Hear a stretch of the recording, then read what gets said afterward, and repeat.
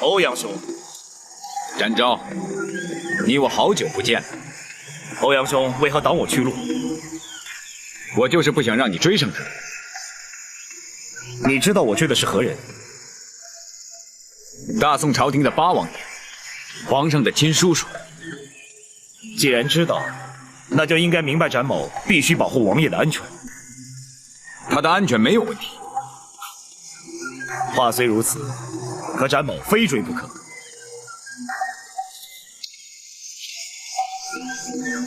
可是我非拦你不可。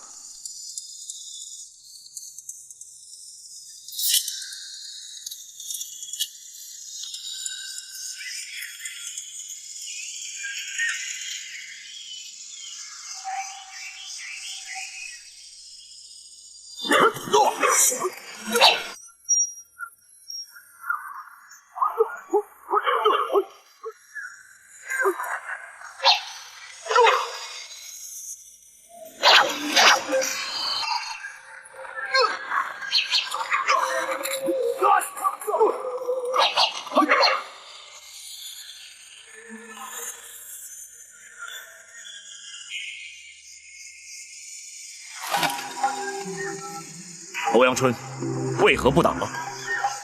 我挡你一阵，足够他们走远了。我敬重你是条汉子，曾经有恩于我，可是如今，展昭，你相信我，我保证他不会伤害八王爷一根汗毛。你凭什么如此有把握？我认识他，他叫白小霜，是前任马帮帮主的外孙女。那又如何？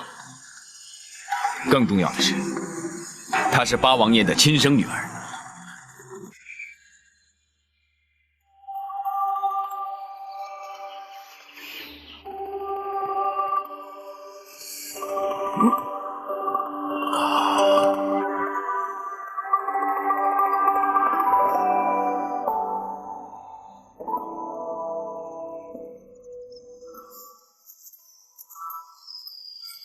哎，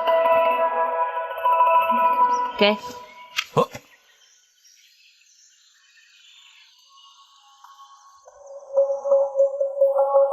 谢了。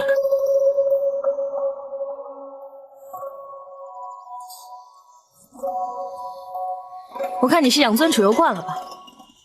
还不到2个时辰，你就支撑不住了吗？哼，太久没骑马，的确生疏了不少。太久，多久？20年了吗？你20年前你离开马帮之后，就再也没有回去过。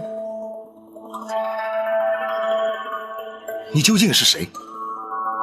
白灵跟你到底是什么关系？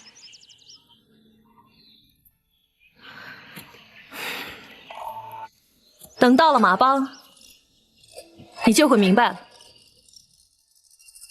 你为什么一定要带我去马帮呢？还是那句话，去了你自然就会明白。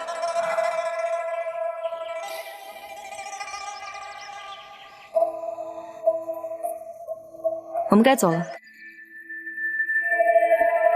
好，我就跟你去弄个明白。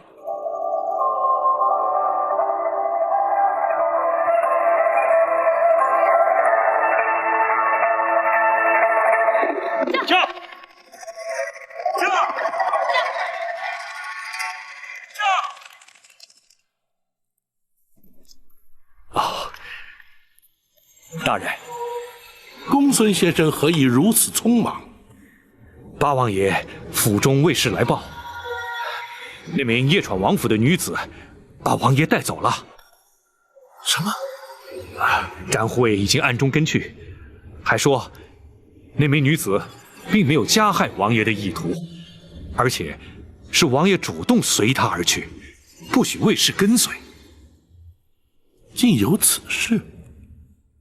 大王爷理应不会如此轻率才是啊！哎，大人，可要通知各地的官府，或是向圣上禀奏。暂且不要。八王爷想必自有定见。若是惊动了皇上，或是通知了地方官府，只怕反而会引起骚乱。展护卫又怎么说？展护卫要为事转告大人，八王爷的安全，他会全权处理。那就无妨。板府相信，展护卫不会将八王爷置身险地才是。是。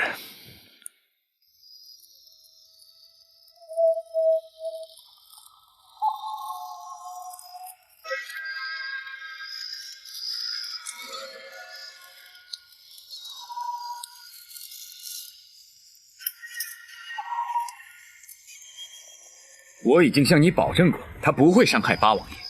你为什么还要跟在他们后面？保护八王爷是包大人指派给我的任务。展某必须要确保王爷的安全。我说过，她是八王爷的亲生女儿，天底下哪有亲生女儿伤害父亲的道理？难道这你也不相信吗？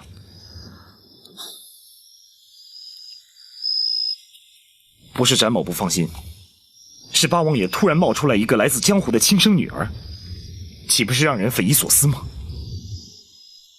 连八王爷都不知道这女儿从何而来。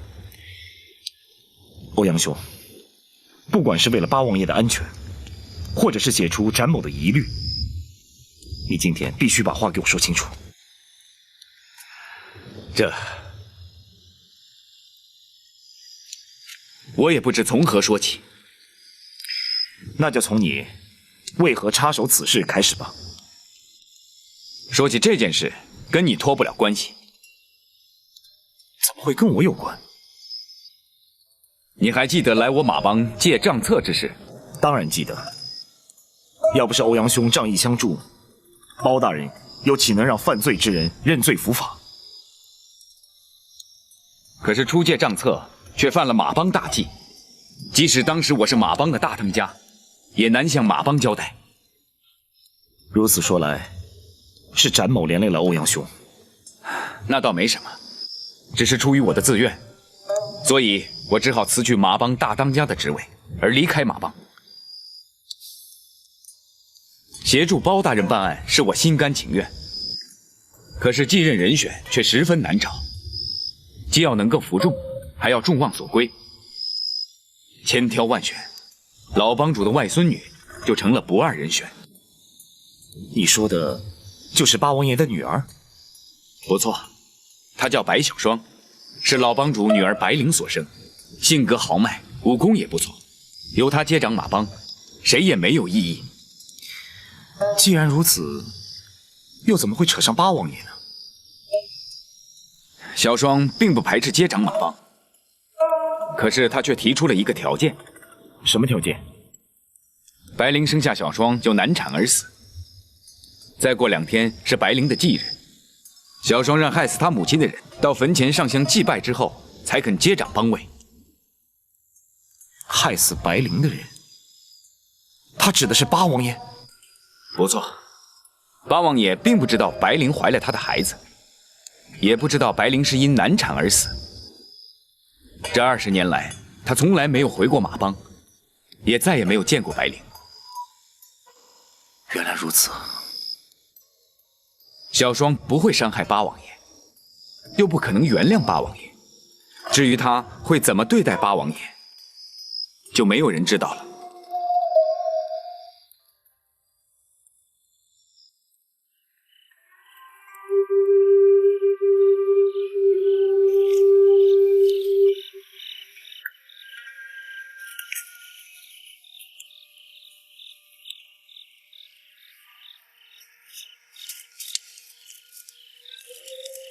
你一个女孩子家，怎么能适应这种荒郊野外的生活呀？不要小看我们女人，尤其别忘了，我是江湖人。怎么，不服气？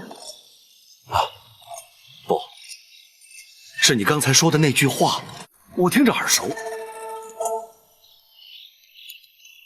是吗？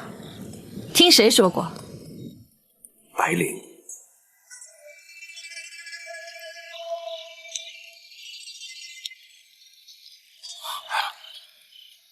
也就是这幅画的主人。你跟白灵到底是什么关系？如果关系不够密切的话，这幅画是绝不可能在你的手中。那么这幅画是怎么到他手里的？你还记不记得？不会忘，恐怕到死我也不会忘怀。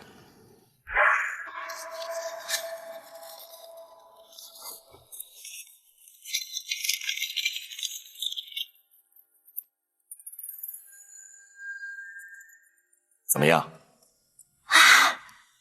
画的真像，你是怎么做到的？很简单，因为你的影子一直都在我的脑海里。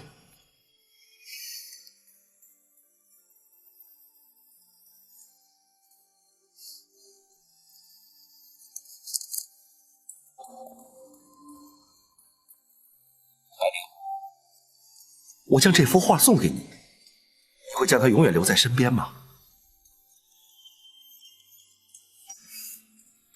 我会永远留着它，直到我死的那一天。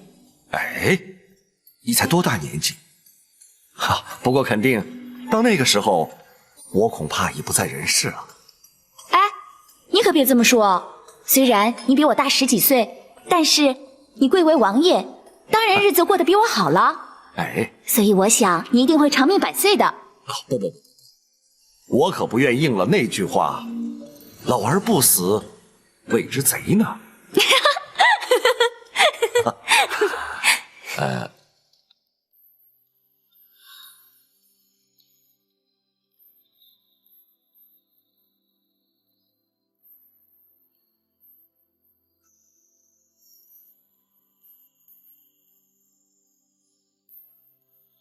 白灵，明天我就要回京了。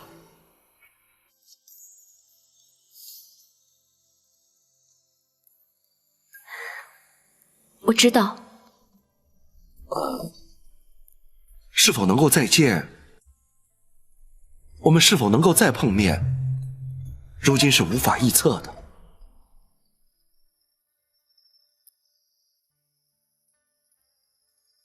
我也知道。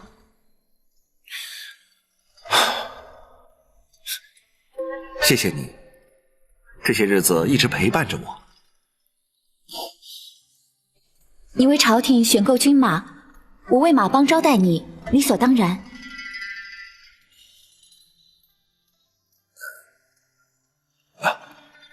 夜深了，你该回去休息了。不，我今天想留下来陪你。白灵，我是江湖儿女，不惯矫情作态，可我还是希望你不要看轻我。我永远都不会看轻你。可是，你不希望我留下吗？我当然想。那就好。可是，你知道我早有妻室。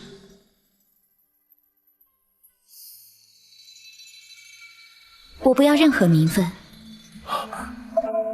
你也知道，我长于皇家。我不会告诉别人的，我也不会让你令皇室蒙羞。白灵，我是一个敢爱敢恨的女子，从不矫情。我要留下，是因为我真的想留下。我不知道以后我们还有没有机会再见面了，但是我永远会记住今晚这一刻。白灵，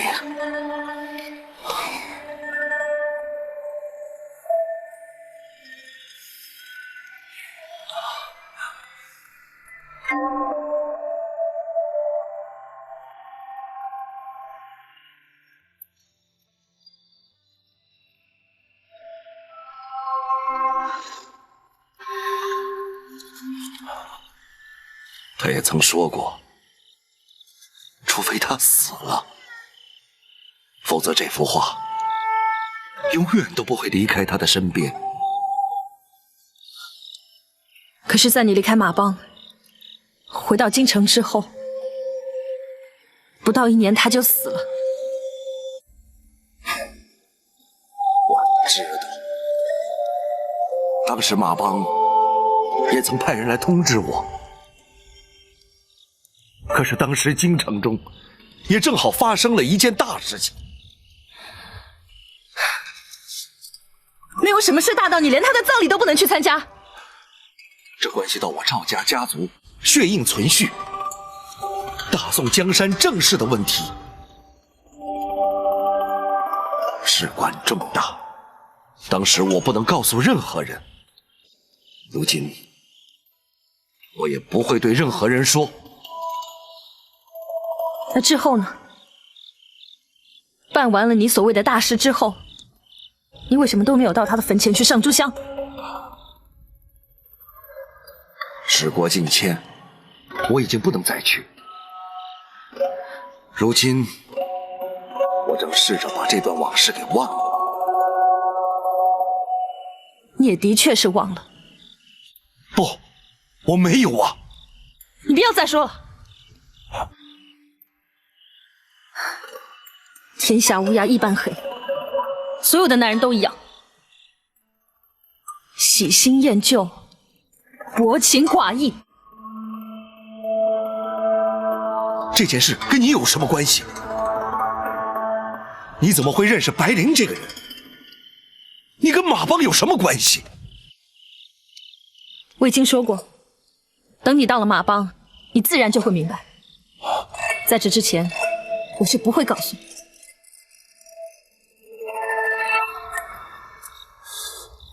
也罢，到了马帮再说吧。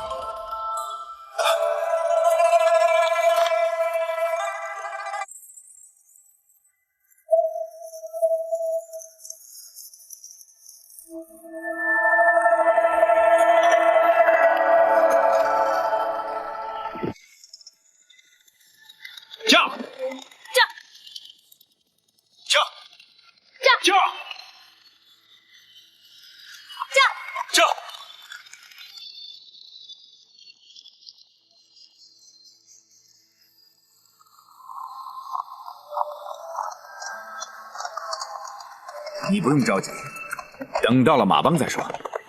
这一路上，就让他们父女俩相处一下。虽然说白小霜不会伤害八王爷，可是万一他把白灵之死归咎于王爷，万一动起手来，伤了王爷，岂不是难以弥补？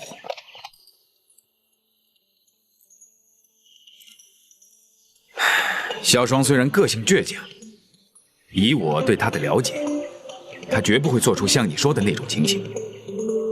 你只是希望他帮你接替马帮，你对他的为人心性又了解多少呢？相信我，普天之下，除了他外公之外，我是他最亲近的人。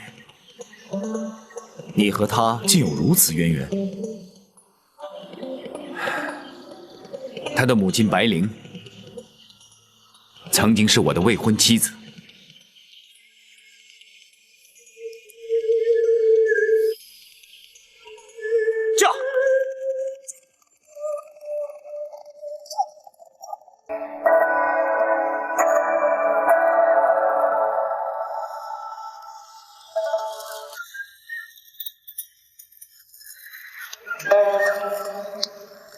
我只知道欧阳兄是马帮的大当家，没想到你和马帮还有如此深厚的渊源。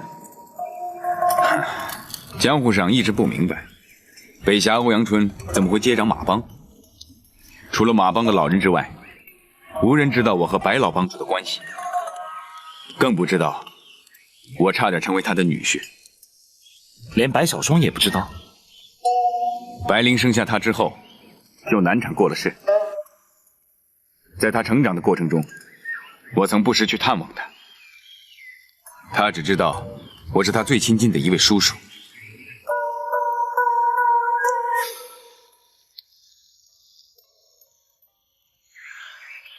你不想知道当年的事情吗？詹某好奇心一向不大，这是欧阳兄的私事，你不想说，我也不好多问。南侠展昭果然不同于一般人。这件事埋藏在我心底已有很多年，无人可说，可又不吐不快。今天我主动跟你说，你可愿意听？既然如此，詹某洗耳恭听。好，那我就话说从头。想当年我初出江湖，不知天高地厚，白老帮主执掌的马帮在江湖上颇负盛名，于是我就登门独闯。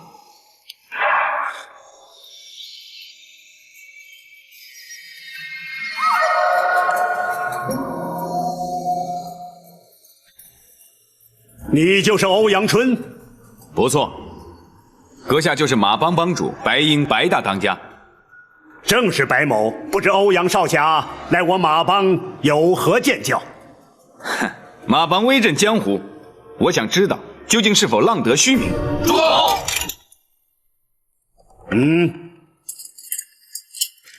年轻人不要太过狂傲。所谓人外有人，天外有天，江湖中讲的可是实力。那我就看看你马帮有多少实力。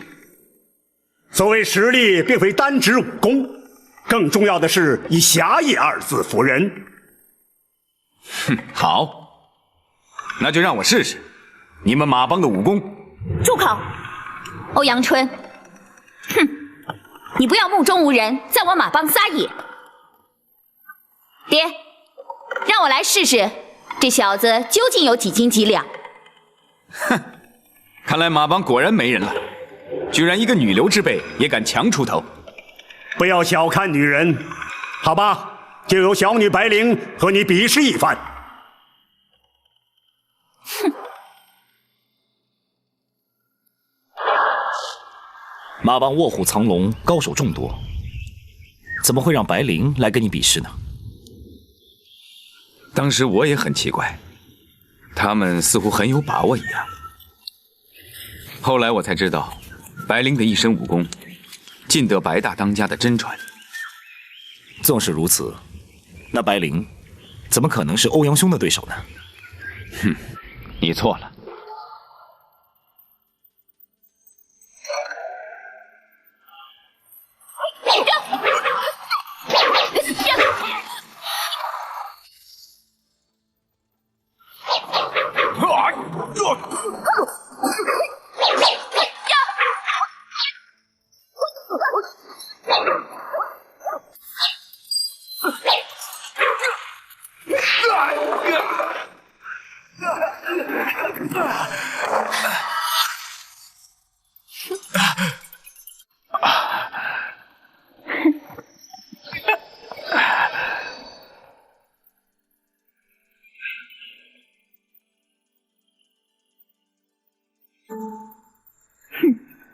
如今你该知道马帮不容人侵辱了吧？欧阳春技不如人，我说的心服口服，任由马帮处置。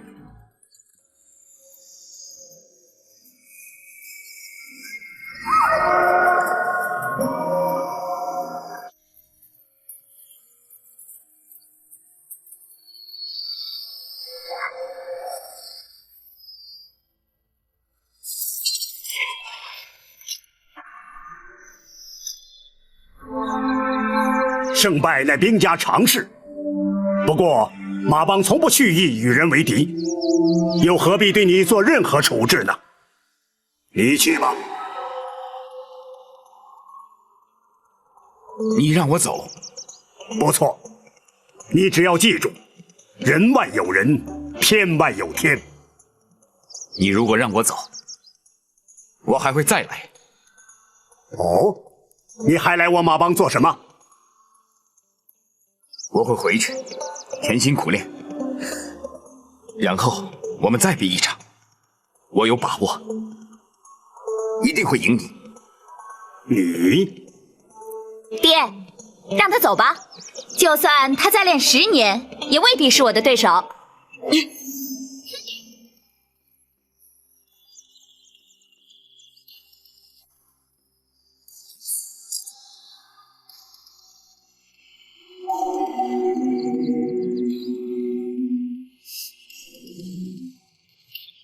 欧阳春，你后悔了？不，老夫只是想和你谈谈。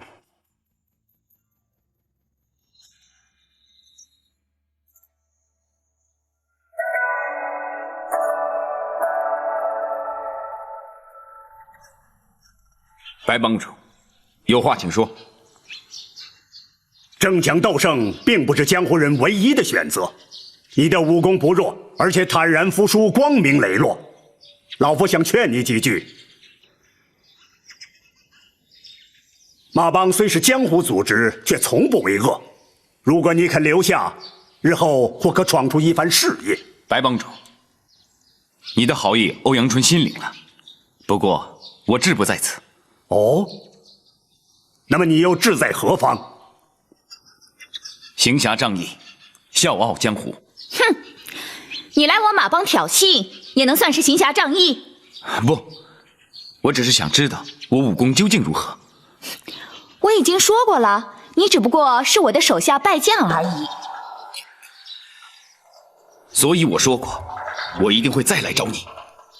所以我也说过，你再练10年，也不是我的对手。用不了10年，3年之内我会再来找你。如果你败了，你又如何？如果我败给你，哈，那我任由你处置。好，如果你败了，就必须要嫁给住口！欧阳春，你敢出言不逊！白帮主，这是我和他之间的赌注。你爹，不必动气。好，我就答应这个条件。灵儿，你爹，他是绝对不可能赢的。欧阳春，那如果你输了，又当如何呢？你要如何？我要你的命。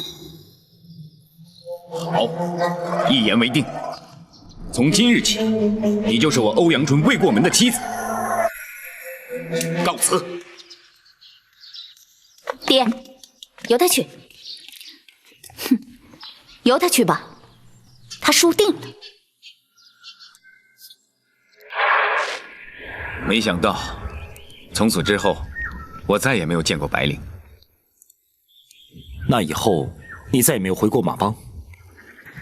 不，3年期限快到的时候，我回去了。可是白灵因为生下白小霜，患了雪崩之症，身亡了。世事多变，人生无常。只可惜你永远无法印证你的武功是否能够胜过他。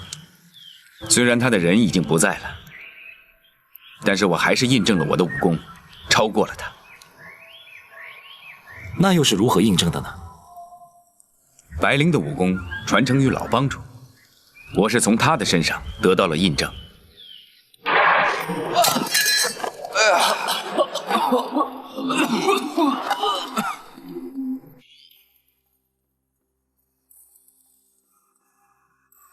欧阳春，白帮主，久违了。你毕竟还是来了。我还有一场生死之约没有履行，我怎能不来？白灵呢？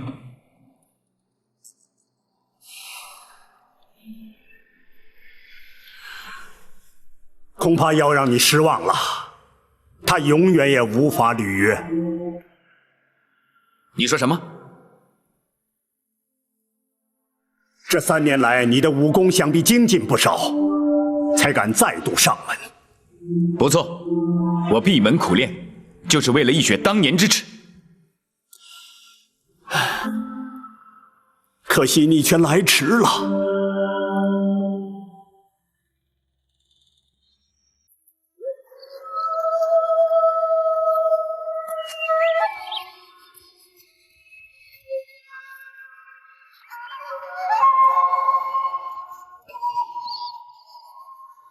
他已经去世2年了。他还这么年轻，他是怎么死的？他是怎么死的？那与你无关，你只要知道他已经无法履约和你再战胜一场。不，这3年来，战败之耻，在我脑海中从来没有消失过。难道你让我一笔勾销吗？逝者已矣，不一笔勾销，又待如何？白灵不在人世，我还可以找你。你找老夫做什么？你是白灵的爹，他的武功得自你的真传。如果击败你，更胜于击败他。不，老夫岂是争强斗胜之人？或许你不肯，可是败给白灵，是我一生中无法消除的耻辱。如果你不肯，我欧阳春终此一生与马帮为敌，叫你马帮永无宁日。好，既然你非斗不可，老夫就代替灵儿和你斗上一斗。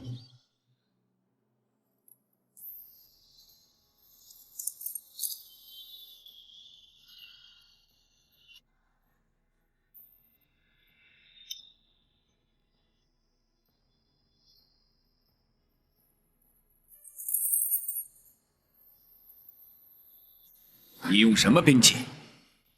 老夫练的是鹰爪功，这就是老夫的兵器。得罪。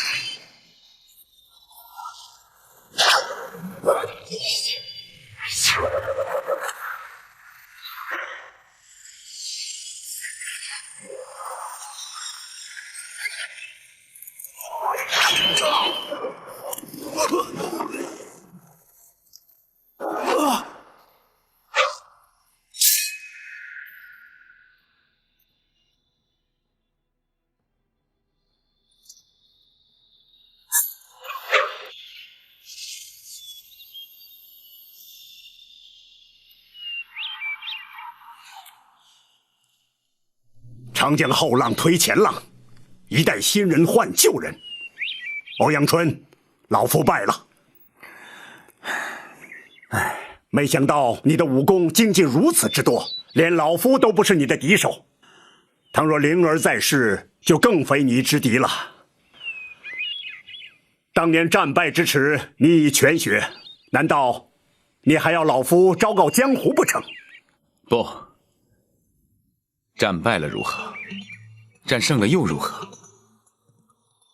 ？3年前，白灵胜了我，如今只剩下一抔黄土。今日，我胜了白帮主，谁又知道3年以后，我又在哪里？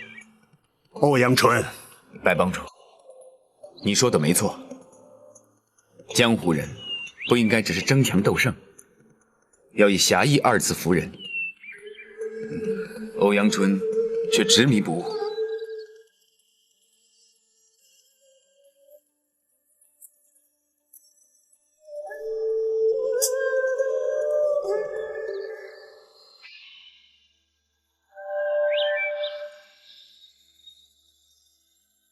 白灵，3年前一战，你让我潜心苦练，今日跟白帮主一战，却叫我如当头棒喝。从今天开始，欧阳春不再计较胜败得失。今后你作何打算？可愿意留在马帮？不，我志在行侠仗义，笑傲江湖，这一点恐怕永远都不会改变。不过，由你父女二人身上得到的教训，却让我终身受益不浅。欧阳春多有失礼之处，还请白大当家的不要怪罪。告辞。且慢，抛下过去的恩恩怨怨不论，你可愿交我白鹰这个朋友？白帮主，你虽不问，老夫也要告诉你，白灵是因难产而亡，留下一个2岁的孤女。我祖孙2人相依为命，若多了你这个朋友，相信灵儿在天之灵也会感到安慰。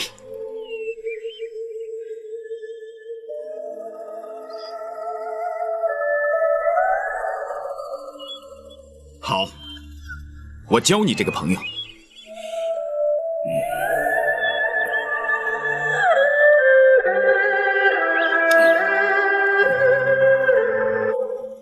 从此，我和马帮帮主结下了忘年之交。多年以来，在江湖上闯下了个北侠的虚名。可是，我不时回马帮，和他祖孙俩见面。老帮主告老退隐，我就接下了马帮的帮主。如今，我交还给白小霜，叫他继承祖业。今天这件事，要不是从欧阳兄口中说出，詹某还真不能相信，欧阳春和马帮还有如此一段往事。故事讲完了，我们也该赶路了，不然就来不及了。欧阳兄，此话怎讲？我怕小霜会对八王爷不利。你不是说白小霜是八王爷的亲生女儿，她不会加害王爷的吗？那是以前，今天是白灵的忌日，她一定会带八王爷到坟前去祭奠。情急之下做出任何事情，我们都无法预料。什么？他对八王爷抛弃他们母女俩耿耿于怀，必须让他们亲自解开这个心结。这也就是我一路陪着你跟踪他们的真正原因。只有你才能阻止他伤害八王爷。老帮主跟我都不便出手。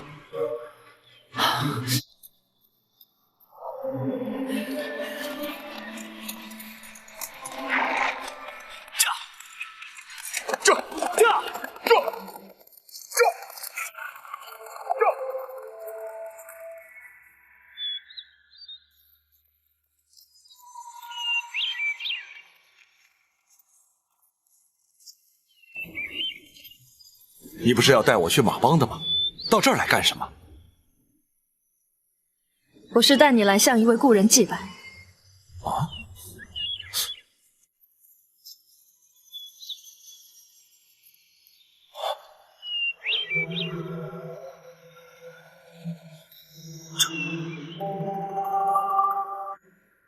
这是白灵的坟。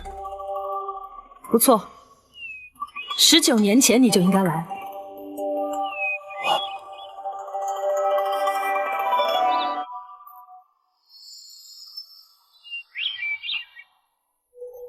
白小霜，这白小霜又是何人？她是白灵的女儿。她怎么会有个女儿呢？我就是白小霜。你是白小霜？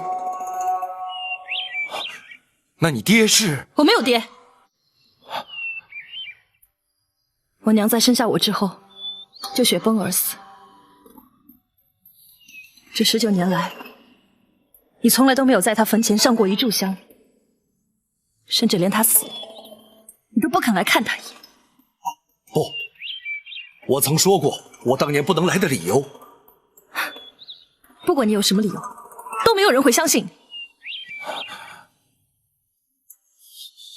我今天带你来，只有一个原因。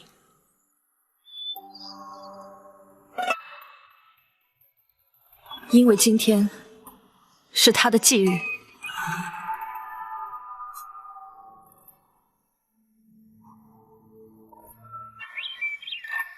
白灵，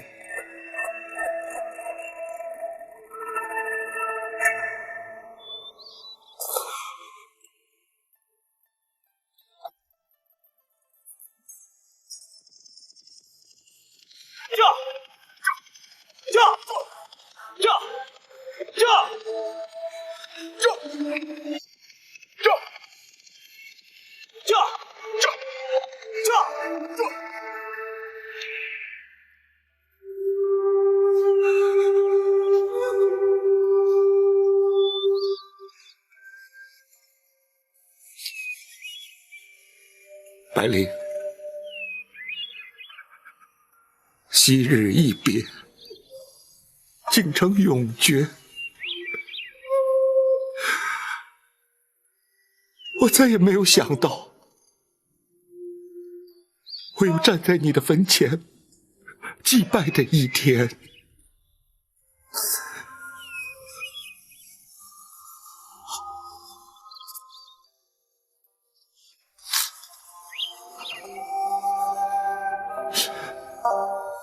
义弟究竟是谁？他可知道你娘所为他遭受到的不幸？我说过我没有爹。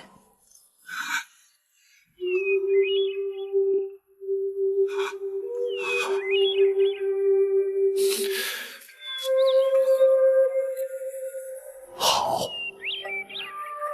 让我这样问你吧。是谁让你娘怀上身孕的？在你娘难产之时，那个人可曾来探视啊？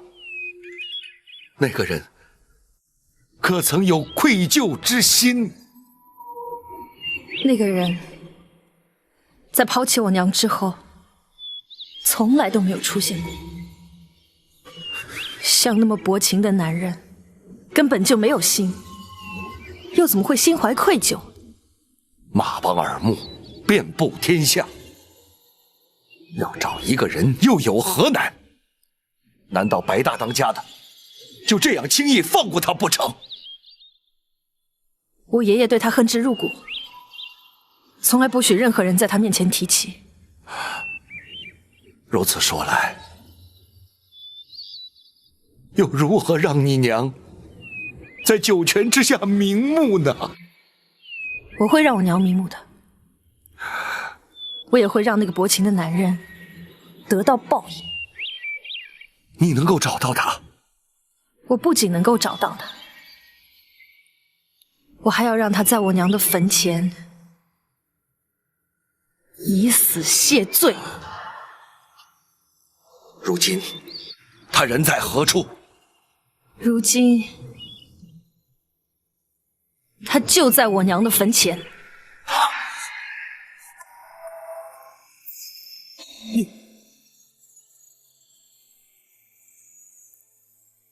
你是说我是你爹？我说过我没有爹。今天我就要拿你的性命祭奠我娘的在天之灵。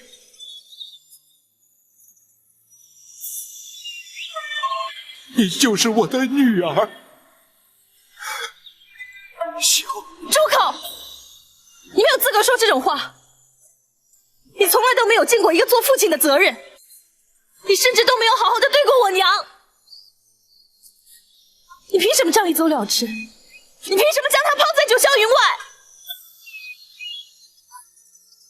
当我娘为了生我奄奄一息的时候，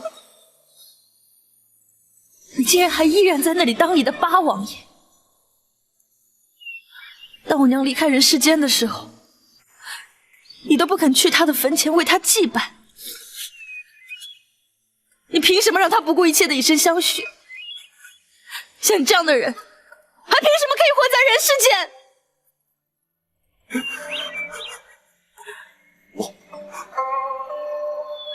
我不知道，白灵，我是真的不知道，我不知道她怀了我的骨肉，我更不知道她还因此而死。若早知道，我会不顾一切来找你的。不要找理由，这不过是你担心死在我剑下找出来的借口。不是在找借口，我是真的不知道。不管你信或者不信，如果你要对我动手，我不会有半点善意。就凭我的武功，就算你想逃，也逃不掉。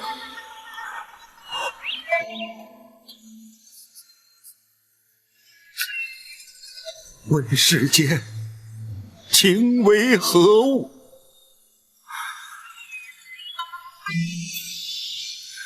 如果你真的要我一死偿命，你就动手吧。好，今天我就替我娘除去你这个无情的负心汉。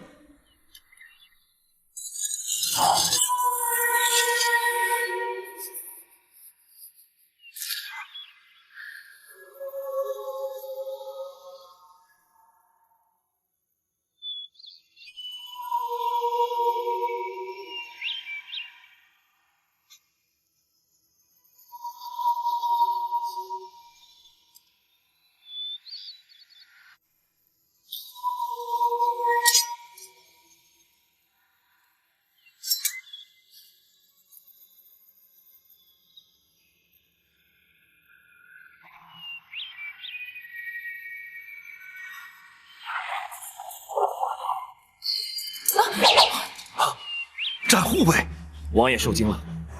展昭，谁叫你插手我们的事？展宝在此，休想伤害王爷。战护卫，你的确不该插手此事。王爷，展昭，你都听到了，此事与你无关，还不赶快让开！你们的私事我不应该插手，可是天底下哪有亲生女儿杀害亲生父亲之理？光凭这一点，展宝非管不可。我就不信你能挡得住我！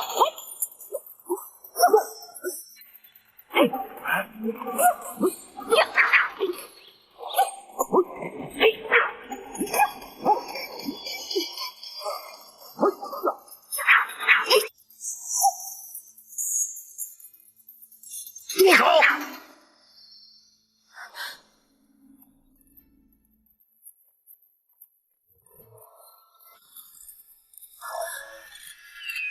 爷爷，白老当家，小双，你这是干什么？爷爷，我要拿他祭奠我娘的在天之灵。你明知他是你爹，你不能杀他。爷爷，他不是我爹。如果他有半点人性的话，就不会在我娘死的时候都不来看他。他不能来。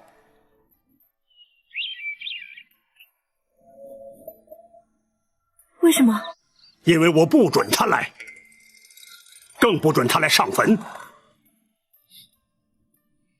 死者为大，我们不该在这里惊扰灵儿的灵魂。回马帮去，让我们把这20年的恩怨一次说清。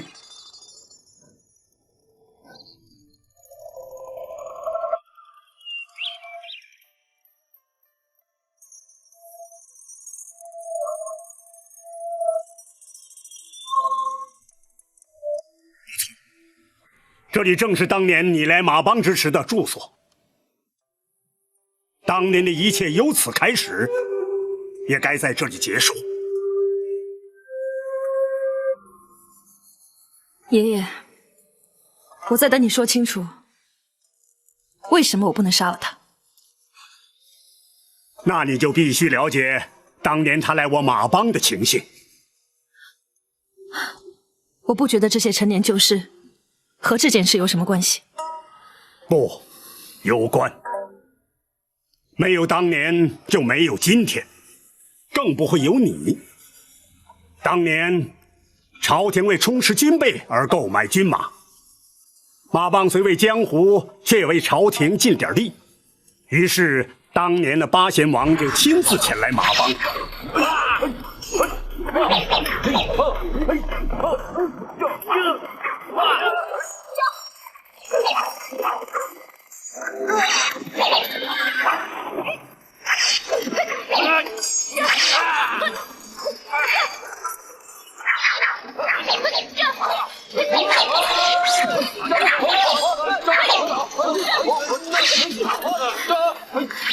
你没事吧？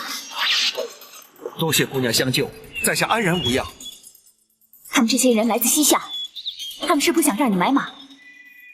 姑娘怎么会知道呢？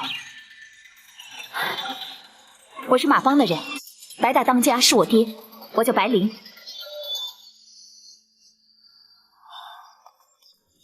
这边请。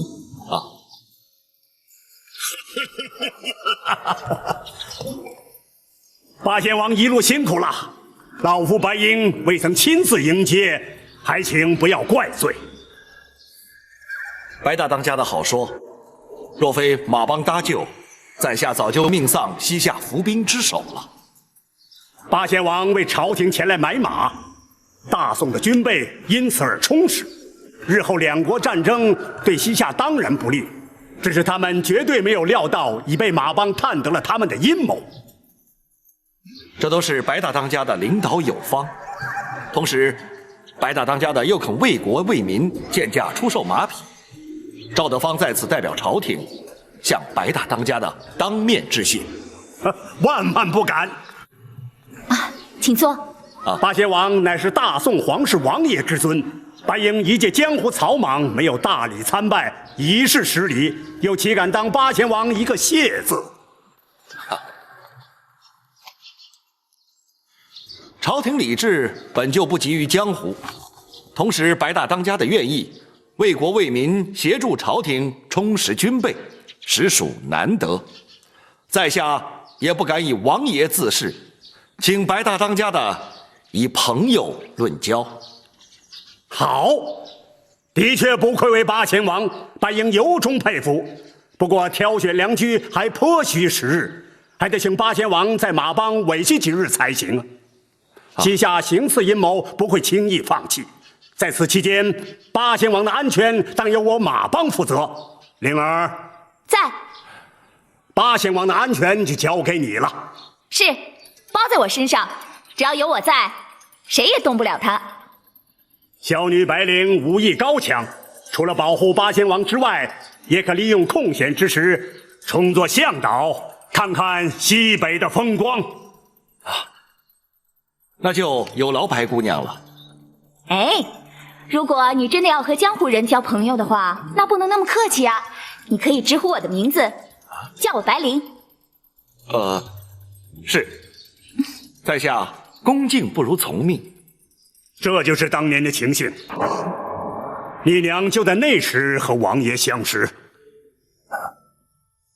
人非草木，孰能无情？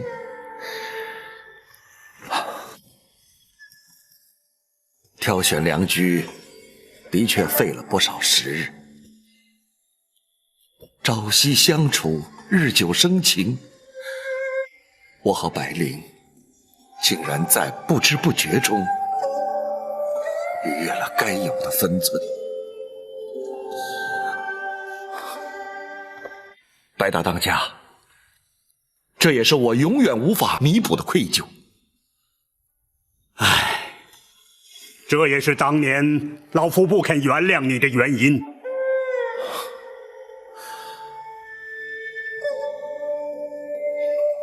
各位，请听展昭一言。江湖儿女不受礼教束缚，白灵出身马帮，个性豪爽，敢爱敢恨，那是理所当然。他对王爷情有独钟，才会甘心情愿以身相许。倘若我们用世俗眼光去评论于他，展昭认为，这不但看轻了他，更玷污了他和八王爷一段刻骨铭心的情缘。怪只怪我娘任人不亲，一番情谊竟然交给了一个薄情寡义的负心汉。小霜，爷爷，我没有说错。他离开马帮之后，从来都没有回来看过我娘，这不是薄情寡义是什么？不，他来过，只是当时你娘已经怀上了你。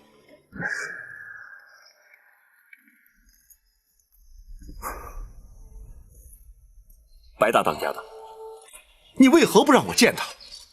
不是我不让你见他，而是他不愿意见你。为什么？不为什么，王爷，我倒要问问你，为什么要见他？马帮协助朝廷购买军马是公事，老夫要他保护你的安全也是公事，王爷怎会如此有失分寸？白大当家的，你不必再说了，你是当朝的王爷，我是马帮的帮主，彼此都不能失了颜面，所以老夫才避开外人。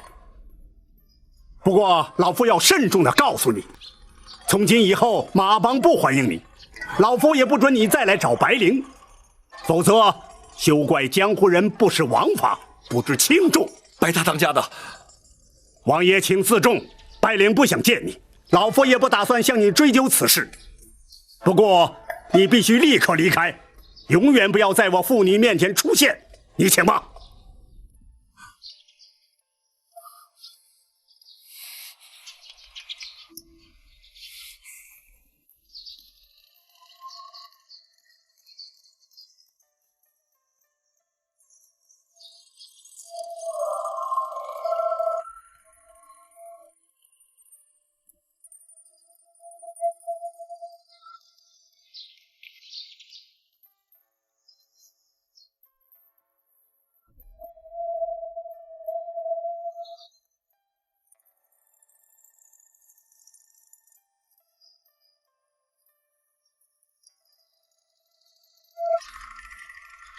他走了？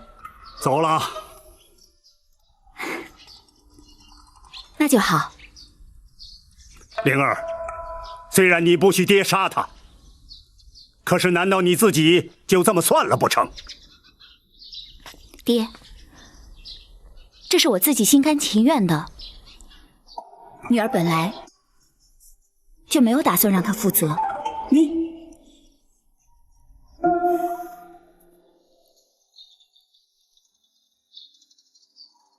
他来自皇室，而我却来自江湖。我们俩门不当户不对的，这样下去是不会有好结果的。爹可以逼他把你娶进王府。不，爹，我了解他，不用你去逼他，他也会把我娶回去。可是我自在惯了，我不可能去过那样的生活，那样对他、对我、对我肚子里的孩子都没有好处。可是你，日后你如何再嫁给别人？爹，女儿不想嫁人，我只希望可以平平安安的把孩子生下来，我们祖孙3代可以在一起好好的过日子，就足够了。你真的这么看得开？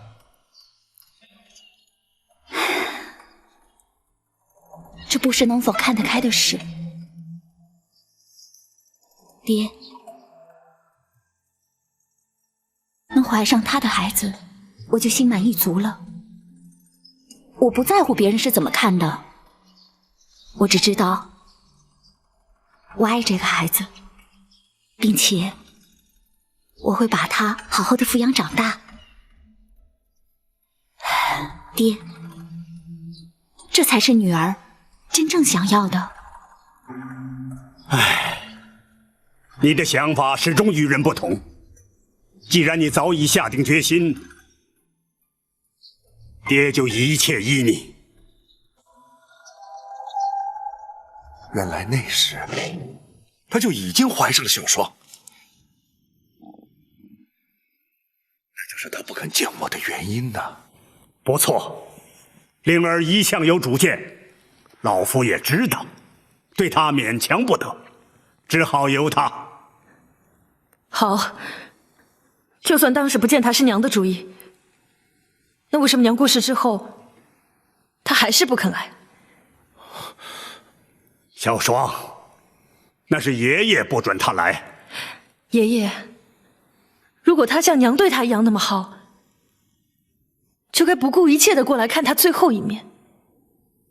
不，他也曾经试图要来。白大当家的，不，我必须告诉小双，这个责任不该由你来扛。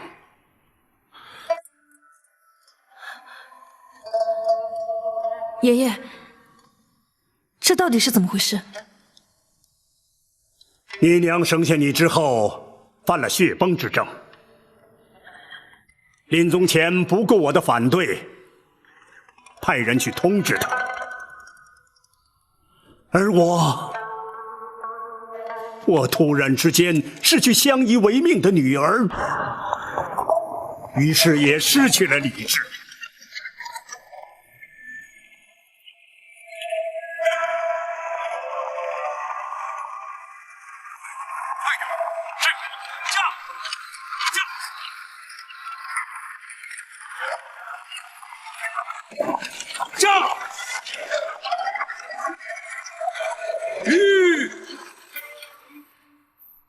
怎么不走了？有人挡住路！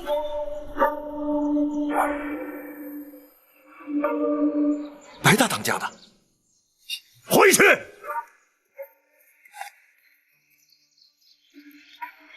白大当家的，回去！白灵他，我不许你去看他！不，我要在他入殓之前见他最后一面。他是因你而死，你还敢去打扰他？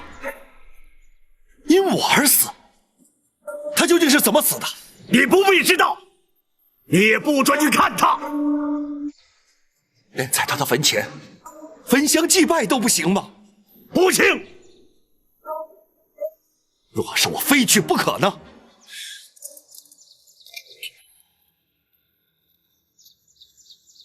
我就杀了你！你就是杀了我，我也要去。好，刀来！是。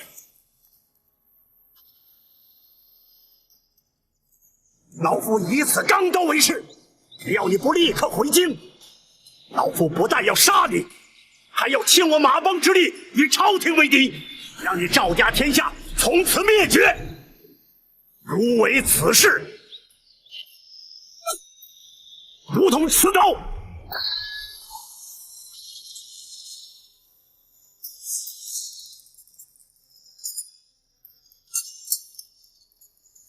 当年因灵儿处死，悲伤过度而铸下大错，造成今日你父女之间永难弥补的裂痕。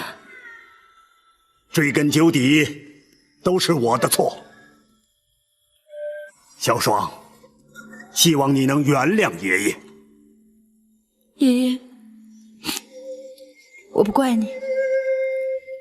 白姑娘，八王爷与令堂只有爱情，并无怨恨。如今你也该认父归宗了吧？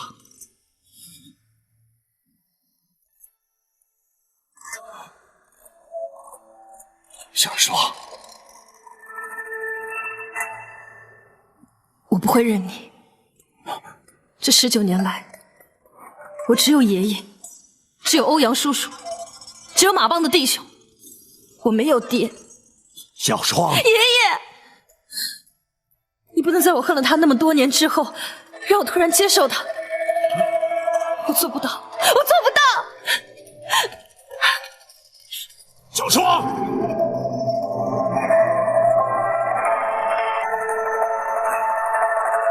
老夫实在没想到会成为这种局面。不能怪他。若要让小双认我这个爹，就要靠我自己努力去争取。唉。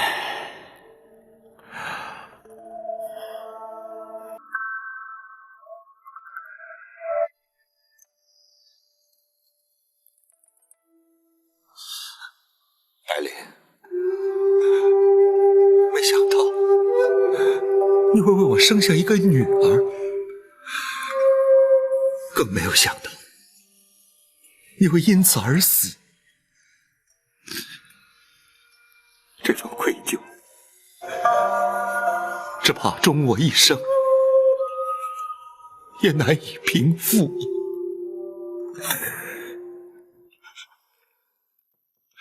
请进。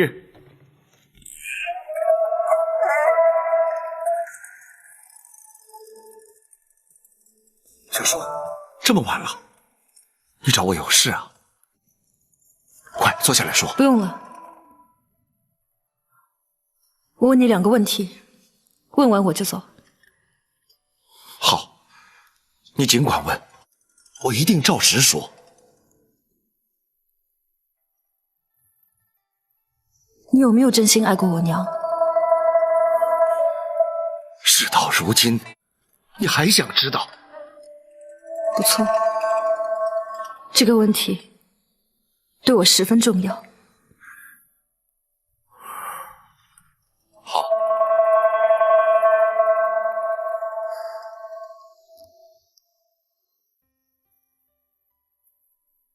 她是我所接触的第一个江湖女子。她的热情、豪爽、率直、真诚，是我从未在其他女子身上见过的。虽然我比她大了10几岁，可是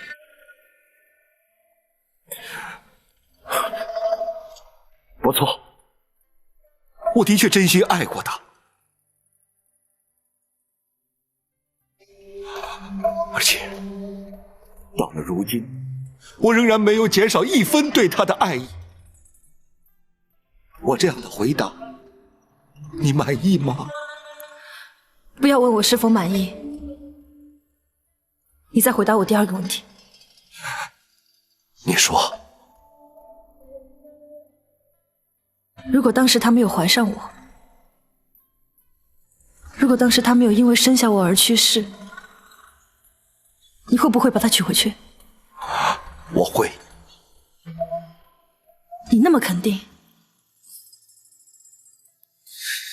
虽然我早有妻室，再说皇家的规定不许与平民通婚，更何况白灵出身于江湖，就更多了一份顾忌。我的确花了不少功夫向皇室宗亲争取，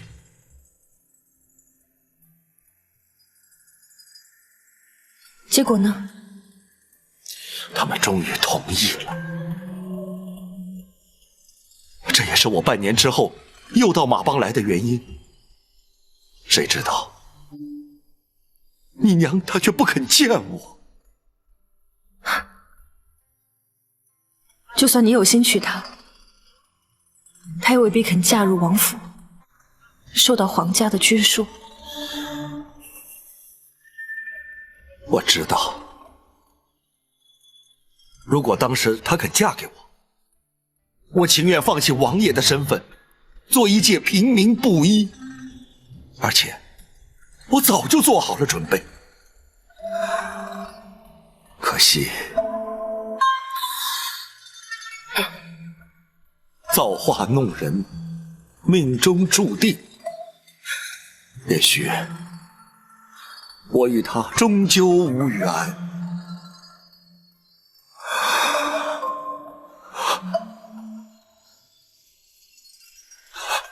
你要走了？该问的我都已经问完了。是肯原谅我了？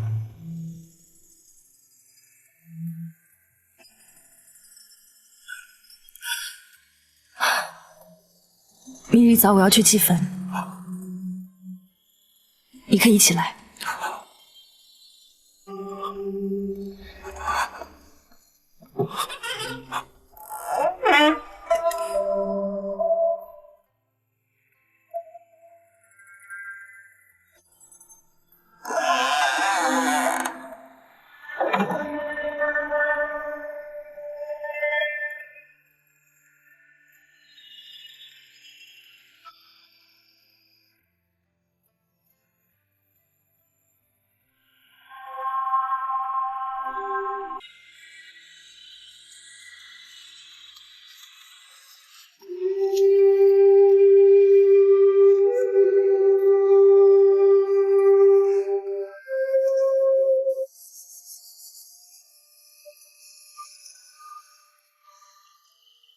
白小霜肯认王爷了吗？认不认虽然不知道，至少他已经接受王爷了。百灵，我们的女儿已经长大成人了，她跟你一样，有一身的好武艺。她跟你一样倔强而自有主见，她会好好照顾自己的。你在天之灵也可以安心了。灵儿的确够倔强，可是她所做的一切却从不后悔。她没有看错你。白大当家的，老夫早已为过去的作为懊悔不已，还请王爷大人大量，不以怪罪。不，白大当家的丧女之痛，可想而知。然而，我也的确该为白灵的死负责。不，那是灵儿自己的选择，不能怪你。小霜，爷爷，当年的情形你已全然明了。今天，在你娘的坟前，你也该认父归宗了。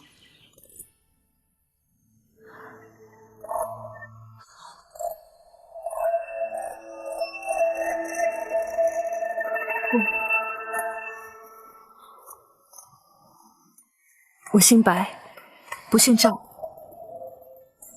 我叫你爷爷而不叫你外公，那是因为我是白家的人。小霜，我知道我不应该怪你，可是我不属于皇室，我属于江湖，属于马帮。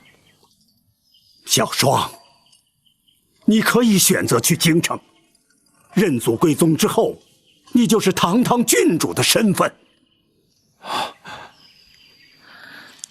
我宁愿选择做一个江湖人。我相信我娘当初的选择没有错，她没有后悔过。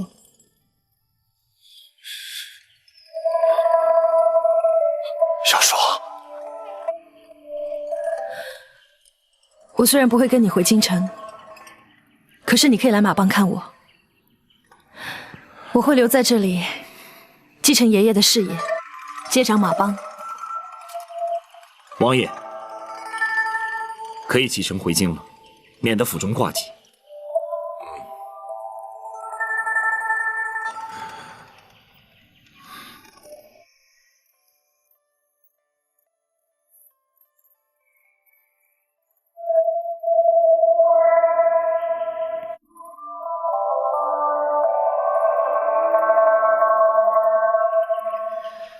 白老当家，欧阳兄，后会有期。